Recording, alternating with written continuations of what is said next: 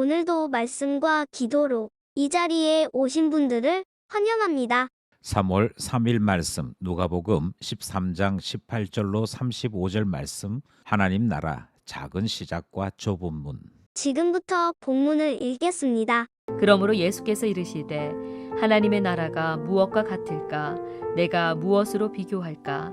마치 사람이 자기 채소밭에 갖다 심은 겨자씨 한 알 같으니 자라 나무가 되어 공중의 새들이 그 가지에 깃들였느니라. 또 이르시되 내가 하나님의 나라를 무엇으로 비교할까?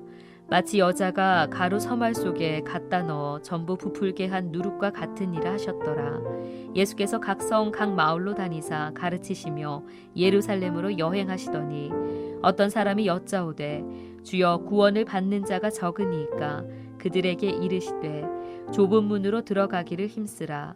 내가 너희에게 이르노니 들어가기를 구하여도 못하는 자가 많으리라. 집주인이 일어나 문을 한 번 닫은 후에 너희가 밖에 서서 문을 두드리며 주여 열어주소서 하면 그가 대답하여 이르되 나는 너희가 어디에서 온 자인지 알지 못하노라 하리니 그때 너희가 말하되 우리는 주 앞에서 먹고 마셨으며 주는 또한 우리를 길거리에서 가르치셨나이다 하나 그가 너희에게 말하여 이르되 나는 너희가 어디에서 왔는지 알지 못하노라. 행악하는 모든 자들아 나를 떠나가라 하리라. 너희가 아브라함과 이삭과 야곱과 모든 선지자는 하나님 나라에 있고 오직 너희는 밖에 쫓겨난 것을 볼 때에 거기서 슬피 울며 이를 갈리라. 사람들이 동서남북으로부터 와서 하나님의 나라 잔치에 참여하리니 보라 나중된 자로서 먼저 될 자도 있고 먼저 된 자로서 나중될 자도 있느니라 하시더라. 곧 그때 어떤 바리새인들이 나와서 이르되 나가서 여기를 떠나소서 헤롯이 당신을 죽이고자 하나이다. 이르시되 너희는 가서 저 여우에게 이르되 오늘과 내일은 내가 귀신을 쫓아내며 병을 고치다가 제3일에는 완전하여 지리라 하라. 그러나 오늘과 내일과 모레는 내가 갈 길을 가야 하리니 선지자가 예루살렘 밖에서는 죽는 법이 없느니라. 예루살렘아 예루살렘아 선지자들을 죽이고 내게 파송된 자들을 돌로 치는 자여 암탉이 제 새끼를 날개 아래에 모음같이 내가 너희의 자녀를 모으려 한 일이 몇 번이냐. 그러나 너희가 원하지 아니하였도다. 보라 너희 집이 황폐하여 버림바 되리라. 내가 너희에게 이르노니 너희가 주의 이름으로 오시는 이를 찬송하리로다 할 때까지는 나를 보지 못하리라 하시니라. 본문 해석입니다.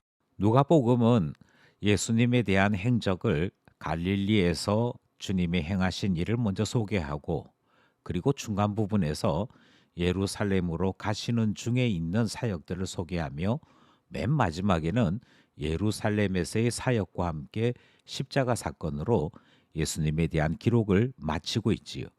오늘 우리가 함께 나누는 본문은 중간 부분에 해당되어지는 예루살렘을 향해 가시는 주님의 여정 속에서 일어난 말씀을 담고 있습니다. 오늘 본문은 하나님 나라 특성에 대한 예수님의 말씀이 기록되어 있습니다.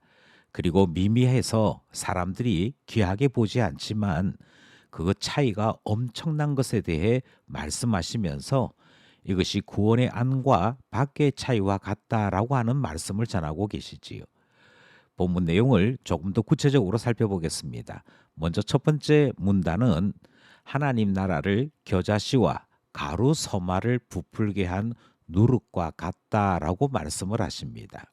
여기에 가루 서말은 22리터의 5분의 3쯤 해당되어지는 양이라 그렇게 설명을 하고 있지요. 아무튼 이 두 종류는 미미한 존재들입니다. 가장 작은 씨로 여김받는 겨자씨, 보이지 아니하는 존재와 같은 누룩이 언급되고 있는데 이 미미한 존재들이 마침내는 거대한 결과물을 만들어내더라 하는 특징이 하나님 나라의 특징으로 소개되고 있는 것입니다. 우리 주님께서 다스리시는 하나님 나라는 사람들 눈에 보이지 않습니다. 그러나 분명히 시작되고 마침내는 온 세상 가득히 하나님의 역사를 드러내는 특징이 있지요. 보이지 아니하나 진전하고 분명히 나타나는 하나님 나라에 대한 첫 번째 문단 말씀을 살펴보았습니다. 두 번째 우리가 살펴보기 원하는 본문 말씀은 예수님께서 예루살렘으로 가시면서 마을을 방문하실 때의 사건입니다.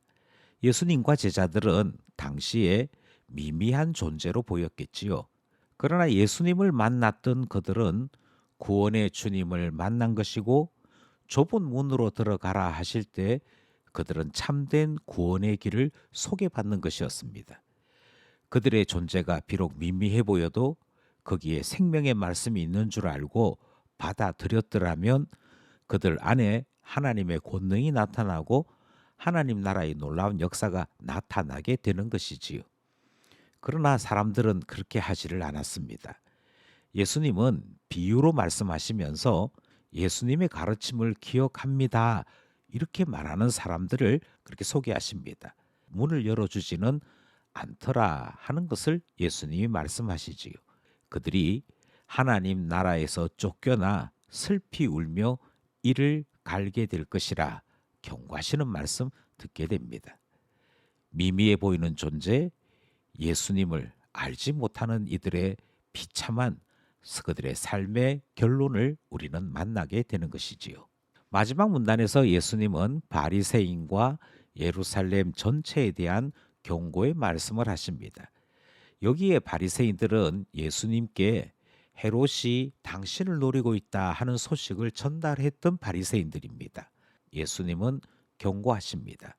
그리고 예루살렘에서 십자가 지시는 것에 대한 예고를 하시지요.